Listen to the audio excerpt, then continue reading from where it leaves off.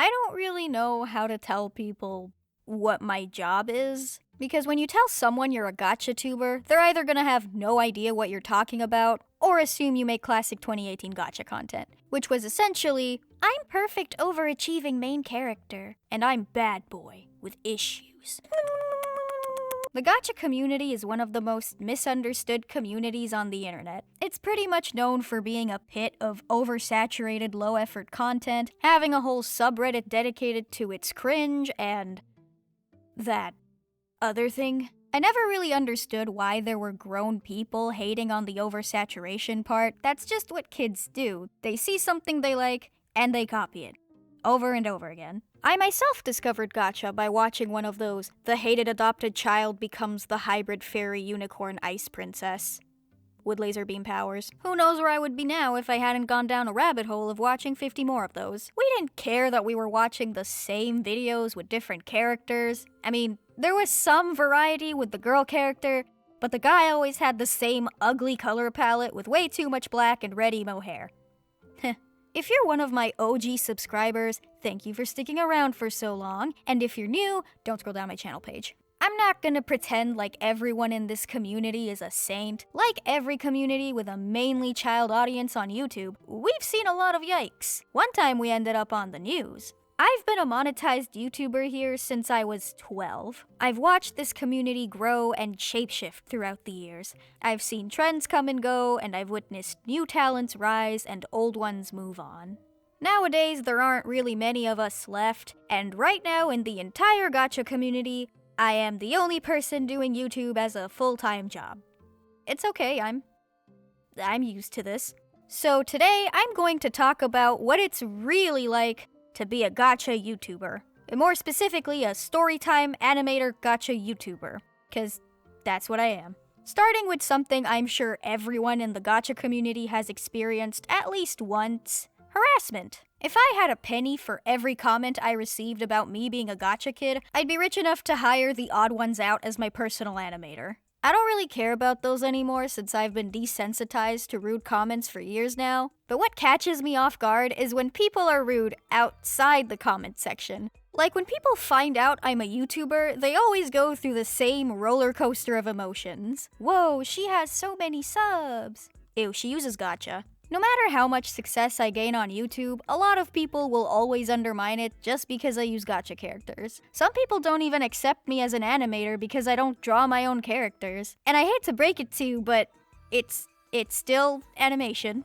But while dealing with the hate got easier for me over time, surviving the algorithm, not so much. For starters, I can't really post anything I want. I made a video talking about my unpopular fruit opinions, and even though I really enjoyed working on it, it ended up not doing so well. And when a video flops, so does my paycheck. Choosing a topic is the most important step, because whether I like it or not, I'm gonna be stuck with it for at least 3 months. And if I'm not interested enough, I'm gonna get bored, and it's gonna show in the quality of my work. So I have to find that perfect balance between a video I want to make and a video that many people would want to see. Which is a whole other can of worms because my audience is kind of all over the place. I have a very unique mix of viewers. Some of you pay taxes, some of you are teenagers, and a handful of you just learn about fractions. My target audience is people who are old enough to actually connect to the topics I talk about, but since I use gacha, and sound like I skipped puberty, I end up unintentionally attracting some really young viewers. My community's doors are open to anyone, but I must admit that having a lot of young people does add an extra layer of responsibility and forced moderation. There have been a few times when I scrolled through my comments and came across some kid asking me to come to their school with their real age and identity attached. Parents, please, if you're gonna hand your kid an iPad with zero supervision, at least teach them not to dox themselves. Also, everyone always asks me why my videos take so long, and I always answer with, animation takes a lot of time. But now that I think about it, so does baking sourdough bread or writing a book. Doesn't really clarify things. So this time, I want to actually show you why they take so long in the simplest way I possibly can. There are only 24 hours in a day. 8 of that is spent sleeping, sometimes. 3 hours go to eating and other responsibilities. Stay with me. Each background takes me 16 hours. and my videos have about 40 of them. And that's just for background art. Wanna know how long it takes for everything combined? Oh, so does that mean you'll post once every 98 days? No. I'm sorry, but I'm not a content machine. I'm a human. Sometimes I don't feel like spending every waking moment of my existence animating. I need time for my hobbies, watching movies, going somewhere nice, collapsing from exhaustion. I'm not throwing shade. Most people genuinely don't realize how long it really takes. By the time you're watching my newest upload, I'm already writing the script for the next video. Okay, that's a lie. I recover for a day and then start working on the next video. I can't just go, oh, I should post a video this month, work for a few days, and then upload something. That's not how this works. I mean, I wish it were. 20-year-olds should not be having chronic shoulder pain. There's also another reason why I've been struggling to post on time. I don't like talking about it, but since it heavily impacts my work, I feel like I kinda have to mention it. In 2024, I was diagnosed with severe ADHD. For those who have been around for a while, you're probably thinking, that explains a lot. I started treatment with medication and then moved to Germany 2 months later. But when I got here, I found out that foreign prescriptions aren't valid and that I'd have to get re-diagnosed. English-speaking psychologists here are usually private, and because there are so few of them, they're all usually fully booked and pricey as hell. So despite needing my treatment for work, I haven't had access to it for a while. Which brings me to the next topic, money. There's no consistent monthly paycheck, just a fun little game called please don't flop, please don't flop, please don't flop. Some months are great, and some months I survive on boiled potatoes salted with tears. Oh, and there's the looming fear of putting your heart and soul into a video that ends up making you nothing. So, how do you save money? That's the neat part. You don't. The retirement plan for content creators is basically make as much money as you can before you become irrelevant. Unless you become insanely successful, setting funds aside for the future can be quite challenging. Sponsors are supposed to be the stable part of this job, but finding suitable ones is a whole other problem. The high-paying ones are usually from products I'm not really comfortable promoting, and the other ones pay me in experience. Sometimes I'll see a product that I actually like and reach out to them myself, but they'll take one look at my channel, see the gacha character, and immediately ghost me. Which is unfortunate because this would have been the perfect moment to say, this video is sponsored by... Well, I do have a Ko-fi if you'd like to support the channel, or you could leave a like.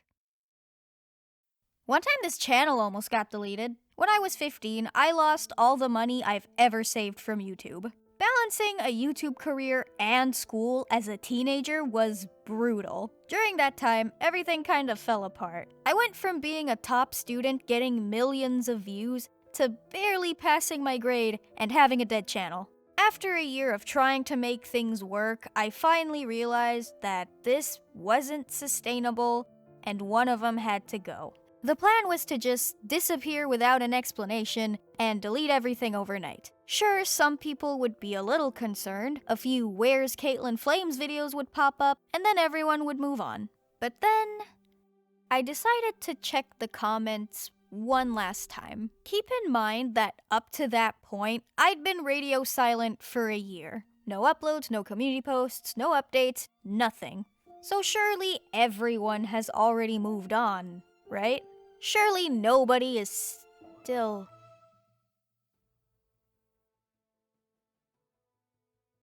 Huh? It turns out some people didn't just care about my videos, they cared about me. Despite my irresponsible tendency to avoid my fans out of shame, they'd been around this whole time still supporting me, still checking on me, still wondering where I went, and for some reason, still waiting for me to come back. And just like that, weeks of planning got completely demolished by one night of reading comments. Can you tell I'm not a very logical person? I had two choices. Either abandon YouTube, graduate, get the job I wanted when I was still intellectually competent, and maybe try again later, or take a risk and leave school to try to protect the job I already have. I think you can guess which decision I went with. Which was a horrible idea. Do not do what I did. I didn't even graduate from high school. If YouTube poofs out of existence one day, I'm pretty much doomed. And honestly, I'm still trying to figure it out.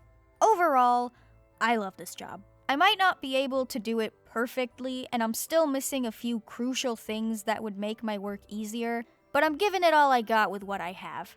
YouTube is not exactly known for stability. One too many mistakes and my career could be over. But no matter what happens, I know I'll have some people waiting for the next video, and that makes me feel a little safer. I really hope I didn't send out the wrong message with that ending. It wasn't intended as a follow your dreams thing. It's more of a I took a calculated risk and here's how it's going thing. Also, look at all this amazing art. Congrats to the winners of the profile picture contest. There's also so much beautiful fan art because I couldn't include any in the last video, and now my gallery's starting to, well, they're starting to pile up in there. You might have noticed that my own art's going through a bit of an identity crisis at the moment. It's funny how since the video is so long, you can kinda see the difference between my style at the beginning and the end.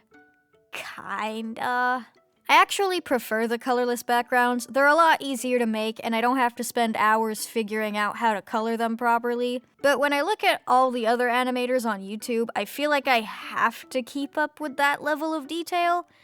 You know, just to meet the standard. I don't know. I'm not 100% confident that people would still want to watch my videos if the backgrounds weren't so polished. But let me know what you think.